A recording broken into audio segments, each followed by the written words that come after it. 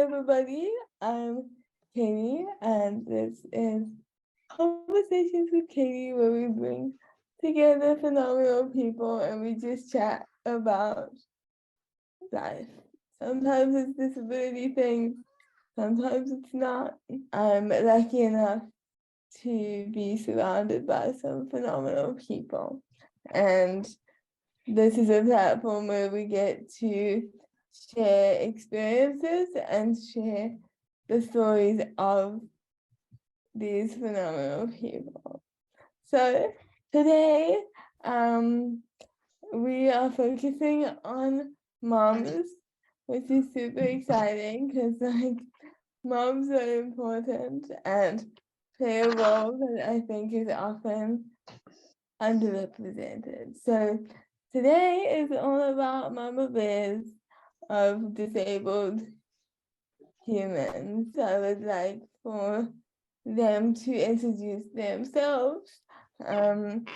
So I think maybe let's start with Shamiz, if you can share a little bit about yourself and about your disabled child and how you started your disability journey.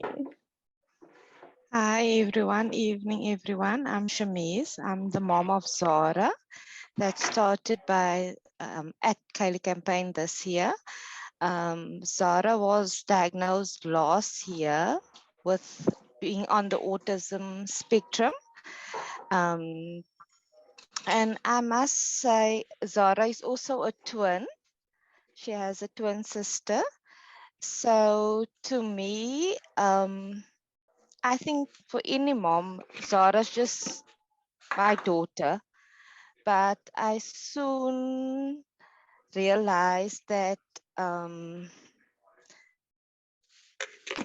when Zara was born, I soon realized that there was something different with Zara, and that has been a battle since Zara was a few months old, because everyone kept telling me there was nothing wrong with Zara. Zara's fine. And you don't compare one to the other. They always thought I was comparing, but I think a mother knows. There's an instinct that tells you, like when she wasn't making eye contact with me and stuff. But that's another topic, I think.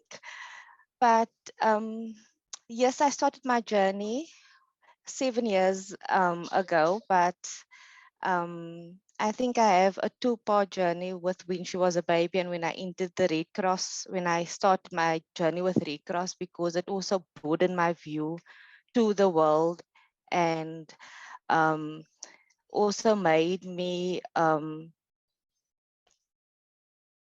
perspective to the bias the world has towards people with disabilities. So I'm very excited to hear everyone's journeys and Sherry's journey, of course, and I suppose our big mama bear Zelda. Thank you for being here. I think mom tuition is a powerful force. And I think as a child of a mom, we kind of fight against mom tuition. It's hard for a kiddo to be like, Mom, you were right with this. So I'm 28 and still learning that. So it's like, give your kiddos some time. Okay. Yes. Sherry, you want to share a little bit about you and your vehicle and how you got to where you are now? Yeah, thanks for having me. It's always great to be a part of these chats and these conversations. My journey started 4 years ago when Emily was born. And her journey with Chaeli last year in August when she turned 3. And so she's just been with Chaeli cottage preschool for just over a year. Emily is now 4, and at about 8 months, 6 months corrected because she was 2 months prem. We found, well, it was just a very casual conversation. It was just actually a random clinic checkup that, funny enough, Anne, which is your physiotherapist, was actually part of the clinic physio. And so she's known Emily since she was 8 months old.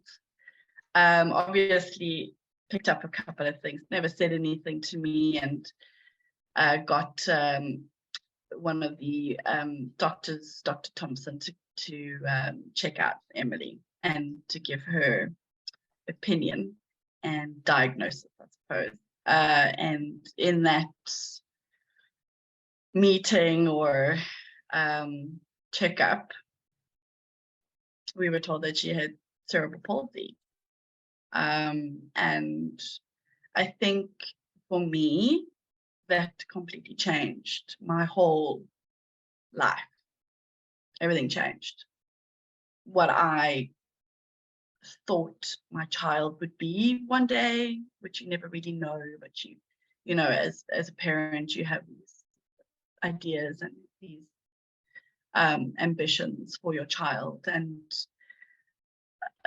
somewhat of a painted picture of you know, what they will be and what they will do and what they'll become. And it was a very different place, a place I've never been to before, and it was, for me, I think, a loss in a way, and a place that I had to grieve. I had to grieve for that child that I thought I was going to have. And then, and still in my journey, trying to appreciate and love and cherish and just understand that she's a completely her own individual person and not something that I thought that she would be one day. She is who she is, and she's amazing just the way that she is. That's kind of my background, and my journey is still ongoing. Wonderful to be here and to share with everybody. Awesome. Thank you for sharing that with us. What is really interesting that's come up from both of your answers, the presence of medical professionals in the life of a disabled person. Before we go into that, I think it's really interesting, Chaeli, that you bring up grief. That's a really important thing that we don't talk about in a disabled person's life, especially in people who have lifelong disability. People can understand grief in a disabled life when you become disabled later and you've lost the able-bodied version of yourself. It's termed disabled grief, and it's its own kind. It's mourning things that you will never have access to. I experience it as a disabled person having a disability within my body, and I've never really thought about disabled grief from like a mom's perspective. So thank you for bringing that up and kind of making me think about that as well. It's really about sharing experiences and having little nuggets of wisdom come from moments where you kind of don't know what you're doing.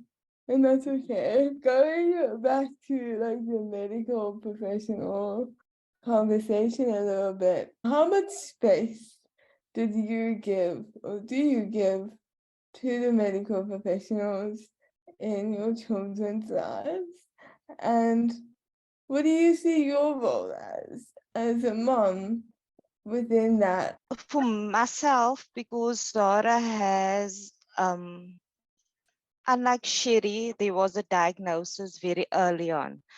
In Zara's case, I was moved from department to department because they couldn't place Zara. They basically just told me last year, look, we're going to give you this diagnosis so we can have the bowl, get the bowl started with the schooling process because she needed a diagnosis. And Zara came for appointment, and in 3 months down the line, Zara starting to say words.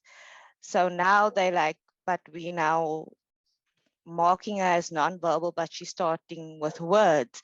So what now? Now Zara's making eye contact, and we have her as autistic, but now she's starting to make eye contact and interacting with people, which doesn't really fall in that autism spectrum. So she was always a question mark.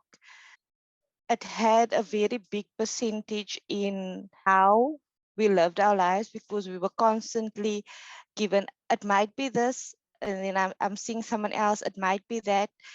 She has some symptoms of this. But then I also learned through this journey, I need to also advocate for my child, especially when it comes to a non-verbal child. It's very important to be your child's advocate and say, look, enough, she needs a break. Let's look at the plan.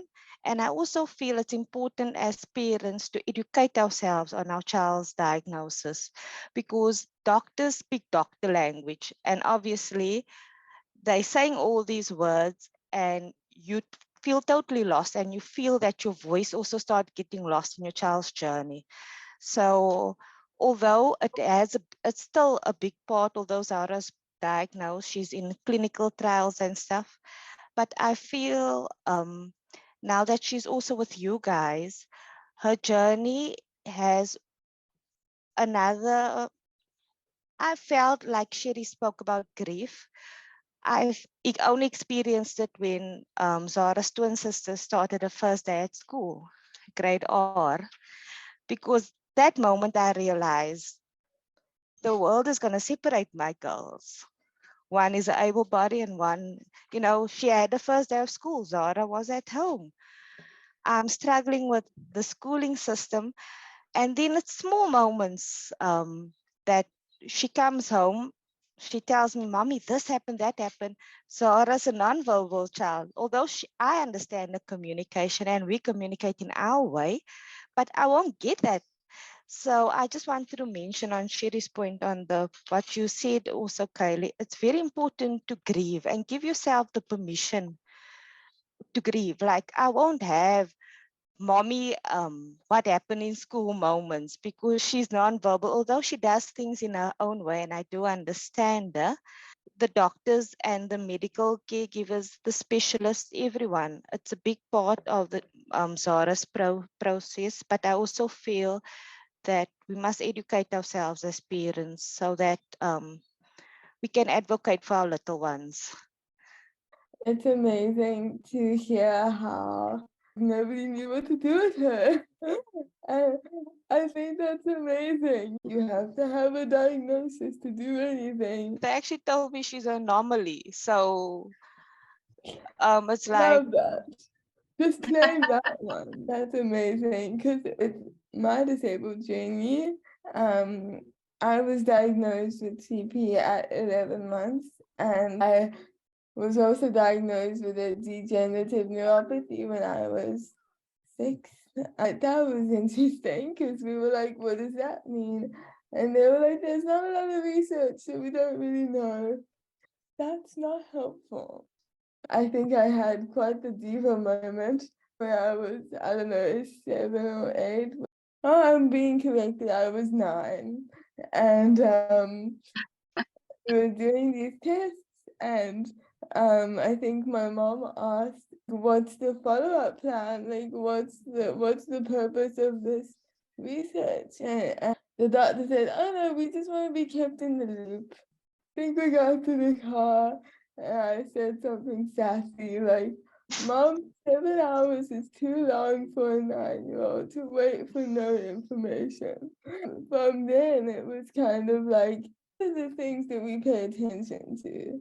And do we really need a diagnosis to actually deal with a disability? Like, because you know what the issues are, you know what the challenges are, and there are ways to find strategies without having such a focus on diagnosis. Obviously, that's my own personal experience. Sherry, do you have stuff to add to that point? For me, Emily was my first child. And being a new mom, it's like, you know, at 8 months, like, what do I do? So I think like actually knowing why my child wasn't sitting, why she wasn't, you know, cooing and babbling and talking, and why I struggled to breastfeed, and why I struggled to put her in a car seat, and it, you know, and it wasn't just because she was a prem baby. It wasn't just because maybe she had reflux or colic. It was actually because she had cerebral palsy. And for me, that was like a, you know, wow, okay, it all kind of makes sense now. So I think in the beginning it was so overwhelming, but at the same time it was kind of gave me direction. And I'm definitely the type of person that needs direction. I need someone to say to me, this is what it is, and this is what we need to do. And still the process is, where do we go now? You know, Emily has her therapy. She doesn't have that much therapy anymore because she does get the therapy at Chaeli, but she still goes, you know, she's still going every 6 months or so to have Botox, etc., etc. So, and she still sees her neuro, and we've had some really like terrible experiences with some doctors saying, okay, well, you know, let's like have her serial casted and all of those things. And that was very traumatic for me and for her. And, you know, so it's a bit of a 50-50 for me. Sometimes as a mom, you've got to kind of say, okay, hang on, this is not working for me. And then sometimes you've got to go, okay, well, you know, can you give me advice? So I suppose the diagnosis for me was important in the beginning, but I think now it doesn't really matter, because whatever it is, it is. And now I understand if Emily is struggling to, you know, physically, you know, some physio, some exercises, some seating, some positioning, some, you know, things like that, making her comfortable, making her work as well, you know. I wouldn't have been able to know all of this stuff if I wasn't told or prepared or given the advice. I must say, like, I think throughout my journey with Emily, therapists have been the most helpful. Doctors just see diagnosis and how can we treat that, not I see Emily, I see what she's capable of doing, I see how her mom really wants her to try and do this and try and do that, and can she use this, and, you know, let's try see if we can help. I think I agree with you that my experience is that therapists are like pretty badass. We have some of the most incredible therapists that work with us at the Katie campaign. Rose is here with us on the call, and so hi Rose.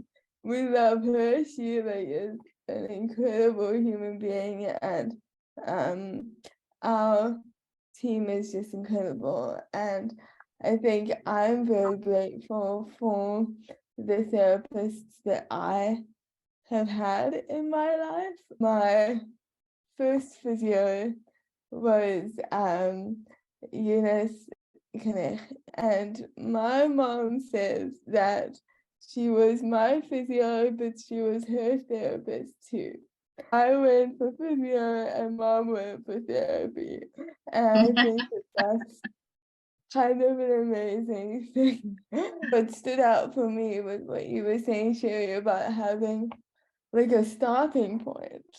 I think is an important thing, because sometimes you just need a little bit of an explanation, not like a whole medical thing, but just like, this is actually what's going on. A good example with that in my life, I have had tactile aversion for my entire life, and that's a very CP thing.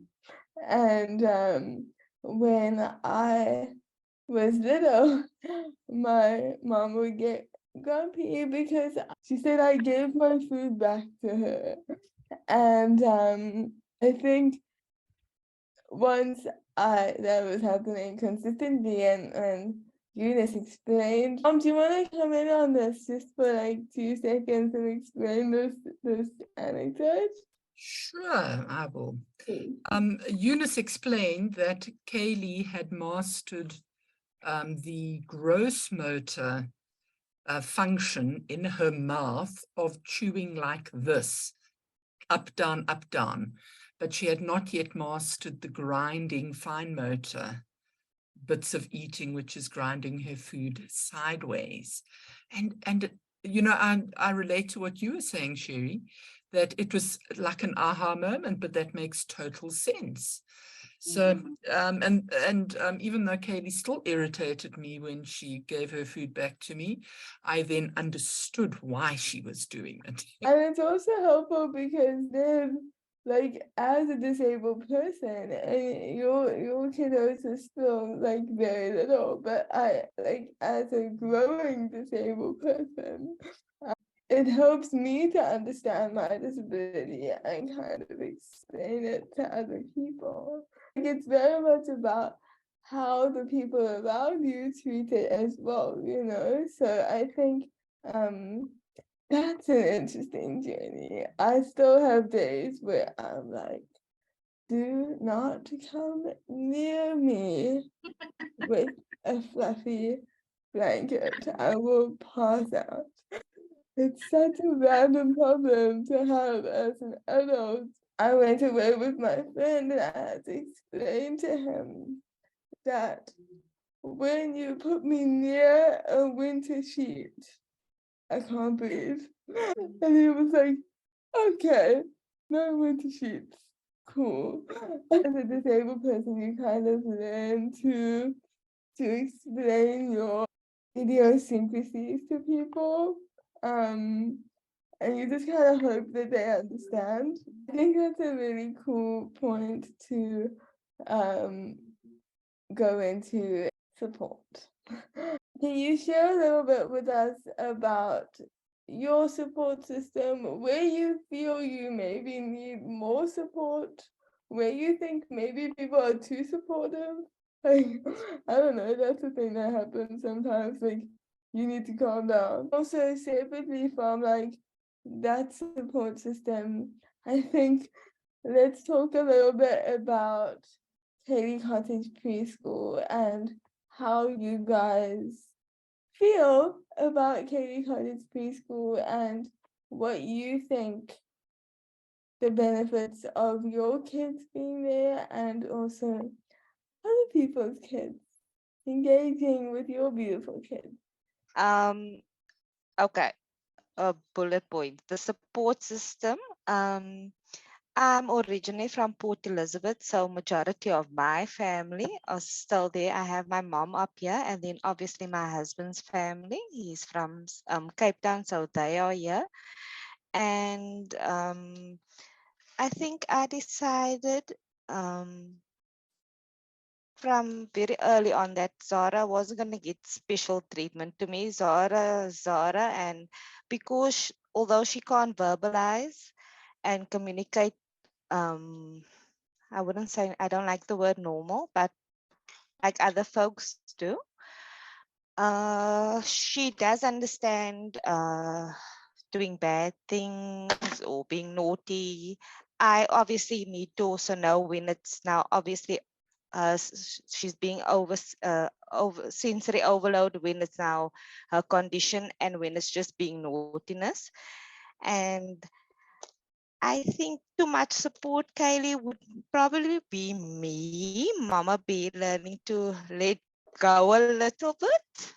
And with Kylie, with her attending the preschool, I came home, I dropped her, and then I told my husband at about 20 past 8, do you think Debbie will have a problem with me calling? Because with my concern, obviously, I was new to Kylie, but I was just so concerned because Zara's non-verbal. So But she has her ways of talking. I had her with me for 6 years at home. Now I need to give her over. So will they understand what she means by hungry? Will they understand when she's thirsty? Because she does her own sign language, not the universal sign language. So he said, my husband actually was very good in that regard with coming. Don't phone. She's fine. These people, they're professionals. They know what they're doing. And then at 9 o'clock, I was, but maybe I should send a message, because maybe when she's on break, she'll see the message and I won't be disturbing her. And Zara went, the first day she walked in, she bye. And she came home, and the next day, and it just became, and we got introduced obviously at different times to this your therapist that's there. And I must say, Sherry also mentioned that you have good and bad experiences when it comes to doctors or therapists. And I had one with the speech therapist at Red Cross, with her insisting Zara do something, which obviously with Zara's condition, she likes things being in a certain way. And she was now insisting. And then Zara basically got up from the thing, because there's rules by the speech therapy. If you being naughty or you want to scream, you need to go sit in the naughty corner. So Zara decided, well, I'm not going to do it your way. And she got up from the table and she walked herself to the naughty corner and she started crying. So I thought, okay, well, although I know it's a communal therapist, they basically in the classroom and stuff, but I felt that Zara was developing more through the therapy she was receiving at the preschool, because I felt that the sessions at Red Cross was being very dramatic, because it was really upsetting her. We're taking a break from speech therapy. I have nothing but seen growth with Zara being at the Chaeli campaign. The occupational therapist said it. The developmental clinic said, we understand obviously with having a child with disabilities, financially, it's a strain on a family, and it's not everyone maybe be equipped, but you also have great big hearts. So they said, whatever you do, we understand the schooling system in South Africa doesn't accommodate for special needs as they do for people without special needs, but keep her at the best thing would be to keep her, because the growth they've seen in Zara since she's been with you guys is tremendous. So I'll hand it over to Sherry. My and our support system is pretty much my mom. My mom is like 10 people in one. When you meet her, you'll understand why. But she's like an energizer bunny. I don't know why I didn't inherit that, but yeah. But my mom has such a big heart, really, and she absolutely adores and loves Emily so much. I think my mom, as well as we, struggle to understand why our family find it so difficult to offer support, maybe. And I just, I always play devil's advocate. I'm always trying to see other people's perspective. I think maybe they don't know how to deal with Emily. They're afraid. I think when Emily was younger, I was also probably very, just like you, Shamiz, over supportive, and I have let go a lot. Now that Emily is older, I think before she started at Chaeli, she was very much nonverbal. She was only making one or two little words. And I think that was really quite hard for me, because I was also afraid. I was afraid, is anyone going to know what she means? Is anybody going to know what she wants? So I think I probably kind of, wrapped up a little bit in cotton wool, because I wanted to protect her, because who else is going to do it? So, but I've learned, and not me, but Emily's taught me. She's taught me that, mommy, I have a voice and I can say what I want and I will say it to you and to whoever is in that room. They will know what I want. So she's allowed me to kind of let go, which is great. So in terms of support, yeah, I wish I had more. I wish it was easier to ask. It's not easy to ask. Sometimes you expect people to understand your situation, but what I've learned is that sometimes you've got to ask. You've just got to put yourself out there. So something I'm working on is just asking for more help.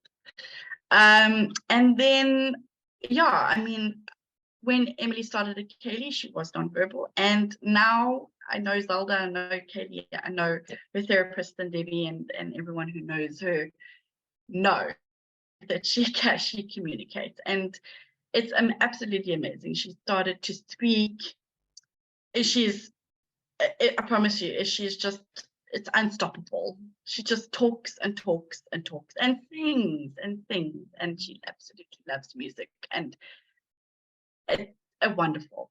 It's absolutely wonderful. And I think that the wonderful thing about Chaeli, and something that I've kind of realized, because we've also got to think about Emily going to other schools later on, and we've kind of seen a few schools, and they've all been kind of like cerebral palsy based schools, with disabled children, with children of learning difficulties and learning barriers, etc. And the one thing that I kind of was a little bit hesitant about sending her to those schools was not inclusive. And Emily's best friend is Araya. And I mean, Araya is an able-bodied child, as far as I know. But, and it's her best friend. And Emily has learned so much from all these other beautiful children, older children as well. And Emily wants to be a part of them and what they do. I love that Emily gets to be around so many different, wonderful, unique children. And I think that is one of the best things about Chaeli. Like, it just shows in who Emily's become, what person she's become. So thank you. It's been amazing. This is amazing to hear. I think that I think often disability is such it's hard out here, and I think sometimes we get weighed down by the struggle, but it's really beautiful to hear these stories and to hear the impact that the preschool is having, and that inclusion can work, and it does work, and it's just better. I think that Zara went and she was like, I'm gonna go cry now. I feel like that is an incredible act of self-regulation, and so just props to her for that moment of brilliance. This might be helpful, maybe, I don't know. I was hesitant to give space to this incredible experience that I had had with my friend, and I didn't want to put it up on a pedestal, because I felt like if I say this is amazing, and the rest of the world is not amazing. What am I setting myself up for? And it was also like, if I'm putting him up here on this pedestal, am I not expecting that of everybody else? And what my therapist said to me blew my mind, and it irritates me that they say these simple things and it's just like profound as anything. And she said to me that I am allowed to have phenomenal experiences. And when people can't have those with me as well, that's just because maybe they are not at a point where they have capacity to have those experiences. And that kind of took it away from me. Like, it wasn't on me, it's a them problem then. And I'm not creating the problem. They're just not ready yet. And I think maybe as moms, that's a very powerful thing to maybe take on board, because I know there's like mom guilt is real, and like moms are supposed to be everything. I suddenly have to like know all these medical terms. I think my mom had claimed her momhood hard, and she's like, I just need to be a mom. In that same light, I think it removes that kind of pressure of being everything that your child needs all of the time. There's a question in the chat, and I think as a mom to an older human being, I think this one kind of makes more sense to you, but I think it's an important perspective to have. So the question is from Maria from Brazil. Hi, Maria. Maria's asking, how do you guys deal with the duality of assisting your kids, but also giving them privacy and independence? She has a friend who struggles with that a lot. So I'm very keen to hear Mom's thoughts on that, because I think we've had a lot of conversations about it. And maybe you can share some insights for when Zara and Emily get older. And then kind of the question that I would like to end with, given all the pressure and like stuff that goes with being a disabled mom,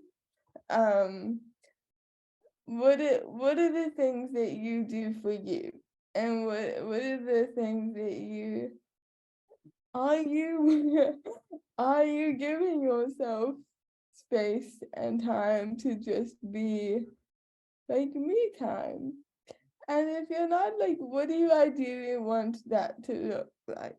Let's close off with like beautiful self-care visions. Thank you, Chaeli. You make me answer all the tough ones. Thank you so much. But it's quite interesting looking back on raising you, sort of 28 years down the track. It's a very, very interesting question, because I've almost forgotten these things that I've done already, being in the here and now. But if I had to think about it, the first thing is not to overthink it. You guys said it as well. It is what it is. You, Chaeli, needed help physically with everything. So don't make it weird. It just is. It's the way it has to be.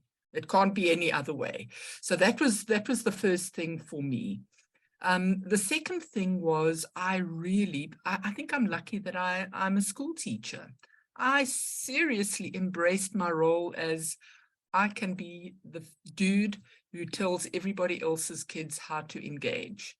Because I think often parents feel there's a respect that you need to have for other people's children, and you need to wait until people ask you to do stuff. sorry for everybody else. I never ever waited. Kids would come up and say to Chaeli, "What's wrong with your legs?" And I'd say, or she'd ask me, and then I'd bring Chaeli into the conversation, ask her. And then they say, "Can we play with you?" Then I stepped in and said, "Fine, you can play with her, but here are the rules. Don't leave her alone in her wheelchair. She can't move herself. Change the rules of the game. If it's cricket, she will be the scorekeeper. If she, heaven forbid, she was the goalkeeper in soccer. I think she terrorized them with her vulnerability. There was not one goal scored against her. But it was strategy. We were smart about it. We used the perceptions against the other team. It was yeah, but a big thing is your child should not be a spectator. How are you, creative little kids, going to change the rules of the game so that Chaeli is involved? And then also the thing was that I freed myself to do crazy things, because I knew that in order for Chaeli to do stuff, I could not depend on everybody else to do it. I had to do it in my skinny young days. I had to do it with her. So I have visions of being the only, or memory. I have a memory of being the only adults chugging through Sedgefield when we were on holiday with all the kids, with Chaeli between my knees on top of the fire engine. Riding on a camel with her.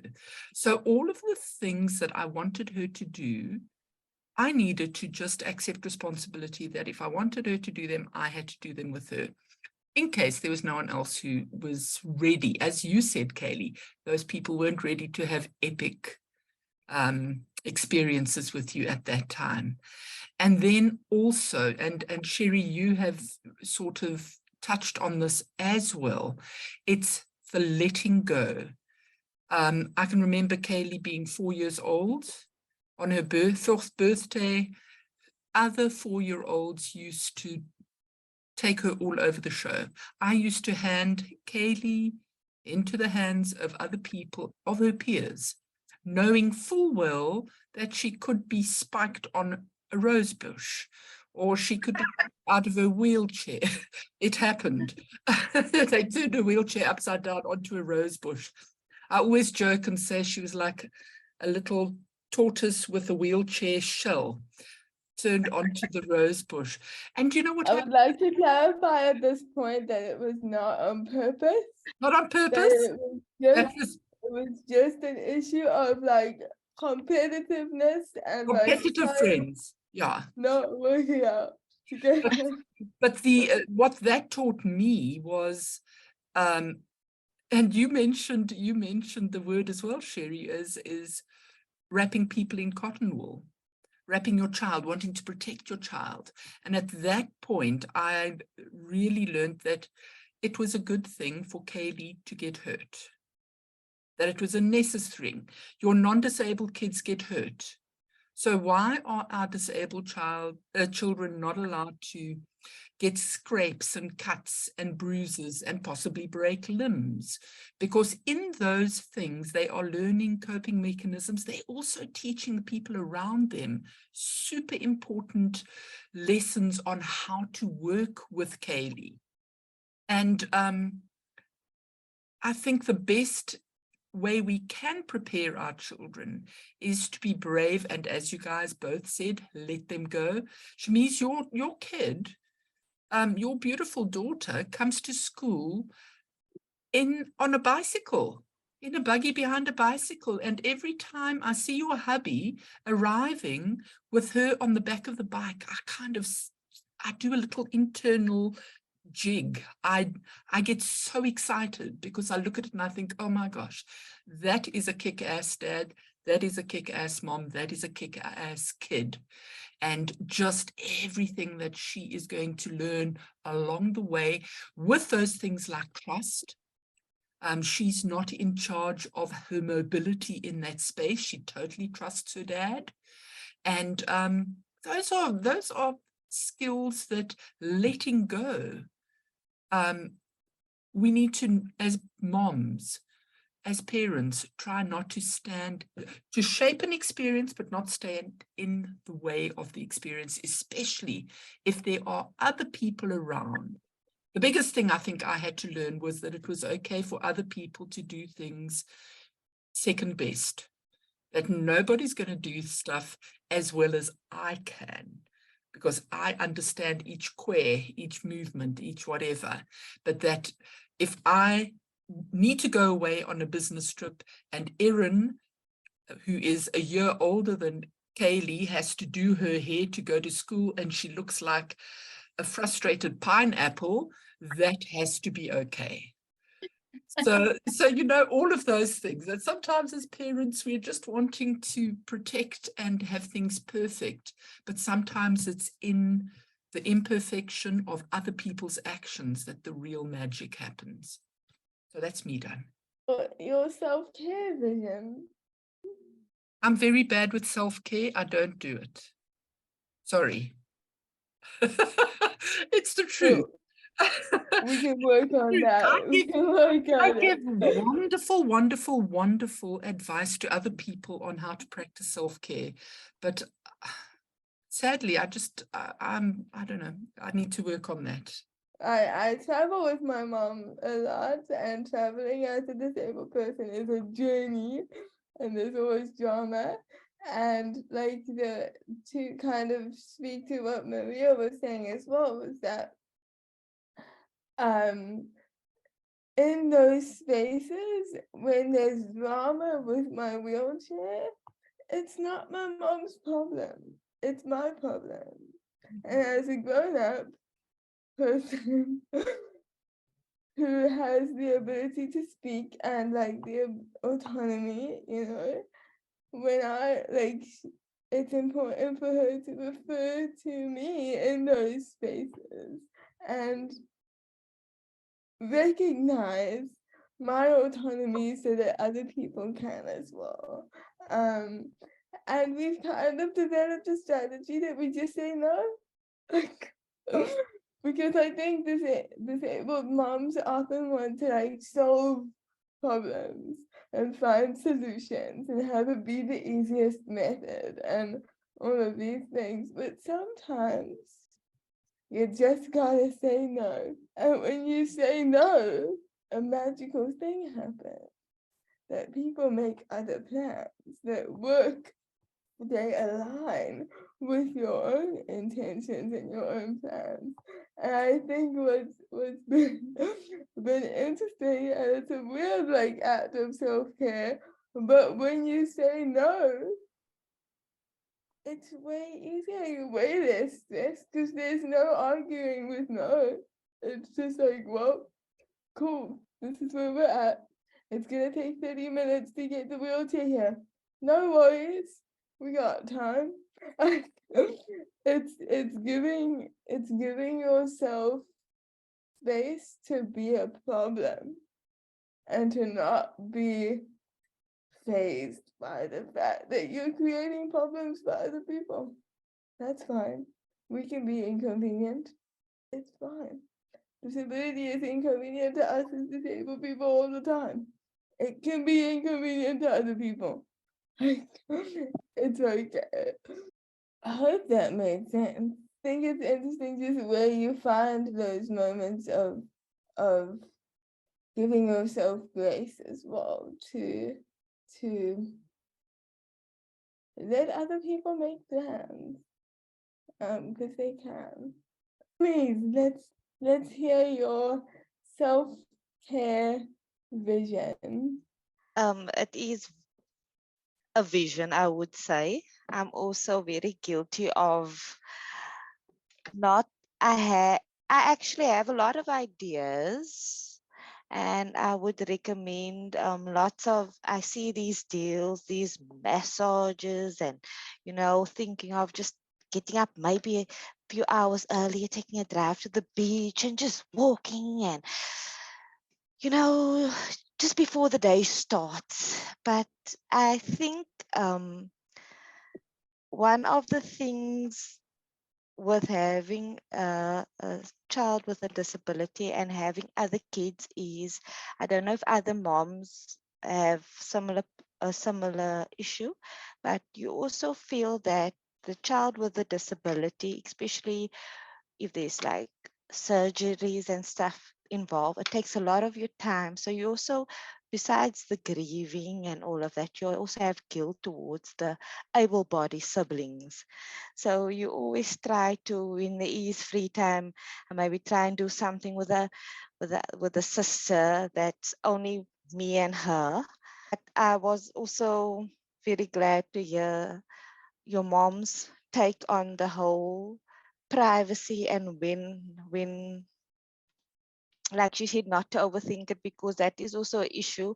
Although we have these problems now, I think, I don't know if I can speak for Sherry, but we're always thinking ahead for our kids. Like, if Zara's still going to be on diapers, what happens when it's okay now that she's a 6-year-old or 7-year-old Zara, but what happens when she's a 17-year-old Zara? We must have also this community and maybe build a strong community so that we can also educate, and like Zelda shared a few nuggets there, that makes me also relax a bit, knowing that it's not going to be that, don't overthink it. Just deal with it as it comes. Learning to say no, and just learning that everything doesn't need to be perfect. It doesn't need to go according to plan or according to schedule. So I think I will start by, I was planning to have a little me time, maybe with some yoga on YouTube, something that doesn't take me out of the house now and away from the family, but gives me at least 20 minutes or half an hour to myself, having a wusa moment, and maybe incorporating that for now, and then we'll see from there. That sounds like a beautiful step to self-care. Before I go to Sherry to close us off with your self-care vision, I just want to add 2 cents here. About what you were saying about thinking ahead, and with privacy and things like incontinence and nappies and pads and all of those wonderful things that exist in a disabled person's life. As a disabled person who still lives the incontinence, bladder, uncooperative life, I think my input would be kind of like mom's, like, don't make it weird. But it's really hard to practice disabled pride when the world around you is telling you that everything about your disability is shameful. And if we don't talk about these things, I'm awkwardly open about my disabledness. My friends are all very aware of my bodily functions, and like every code word that I have for like inappropriate body moment, everyone knows about it. And it makes it so much easier to exist, because I can be like, guys, we have a situation. And people are like, okay, you can handle it then, because it's like, are we going to die a little bit inside in this moment? Yes, maybe. But it's okay, because we're going to move past it. We're going to recognize the weirdness, and we're going to move forward, because if these are things that make life work for us and make adventures and experiences accessible, then we gotta figure out a way to make it not feel heavy and not feel like I'm super disabled because I have this. It's just kind of something that we do now. You want to give us your self-care vision? Yeah, I see a pattern happening here, Shameet. I suppose it is. It's just because as mothers, you know, we, even if we didn't have disabled children, we always just, mothers just put their children first. And I think what you said, Zelda, about being that mom, children, and having Chaeli sit on your lap and doing things, I feel exactly the same way. Because Emily has a physical disability, I keep on saying, and I suppose this is where my mom guilt stems from, because if I don't help her, is she going to have the same experience as everyone else? Me, I think where I am at the moment is that Emily's only 4, so my, it's still so fresh, and I'm still, learning and trying to understand, and I'm trying to be the best I can be for her, emotionally, mentally, physically. But at the same time, I suppose I'm still trying to deal with my own emotions and feelings of, why do I have to do this? Like, I also want to go to the beach and sit and relax like every other parent while their children play in the damn sand.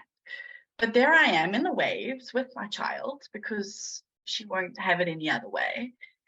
And I've got sand, creeping up in all sorts of places because I've got to sit and, let the waves wash over me. And she's having the most amazing time. And I suppose that's the only thing that matters, is that she is having that experience. I've had that experience, as a child. I had a wonderful childhood. So I suppose I just want to give her that.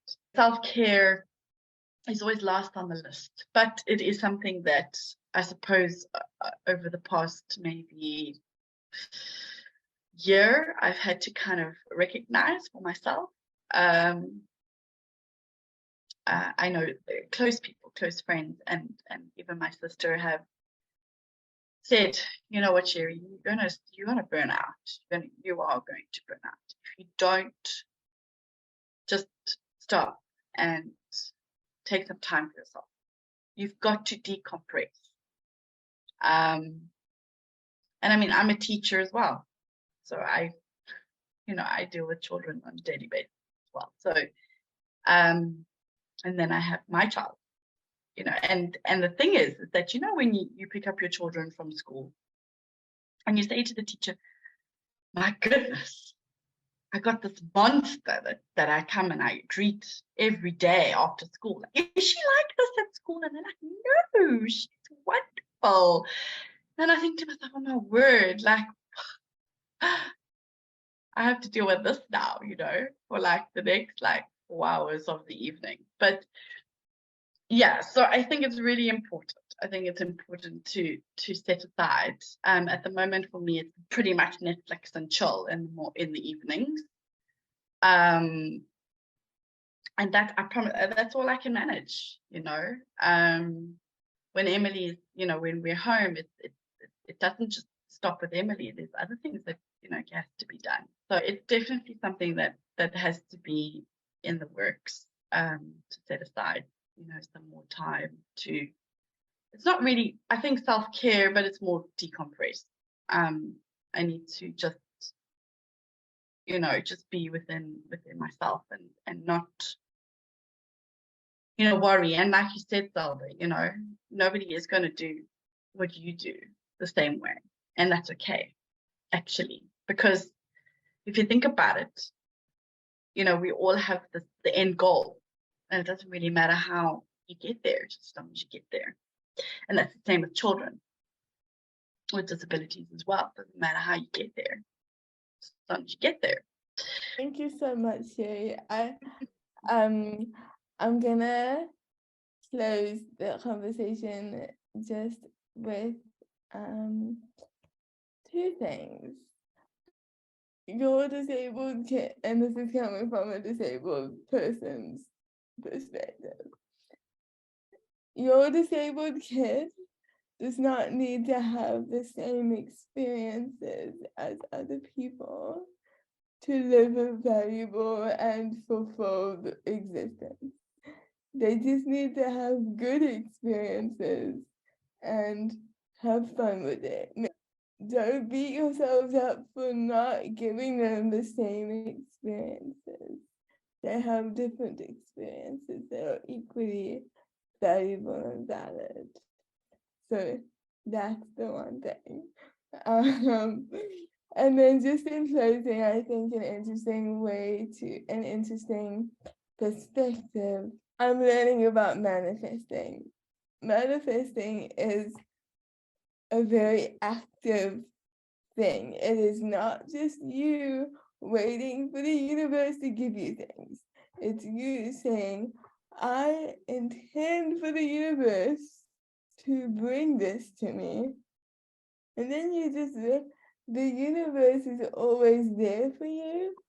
You just have to rise to the level of the reality where that experience that you're wanting exists. And that's an amazing thing to kind of think about. But also, one of the big takeaways that I've had from learning about it is there's this idea that you have to that it's either or, that you can't have everything that you want, that you can't have your disabled child living their life to the fullest and get a full night's sleep. but, but there is a reality where those things exist together. We just haven't found them yet. We haven't met the versions of ourselves that have that reality right now. And I think that's kind of maybe it's a little bit like, ooh, but I think it's maybe a peaceful thing to think about, because there's a version of us, your kids, that has everything that they need and everything that they want.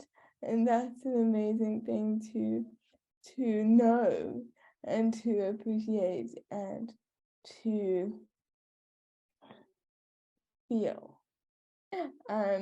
Thank you to everybody who joined us as well on Zoom. It's good to see you guys. Thank you for being here. We really appreciate you all. Thank you for sending in some questions and comments. It's beautiful to have input like that. And thank you to you guys, Chemise and Sherry, for being open to sharing your story with us and for being vulnerable and open and allowing us to learn from you. So thank you so much.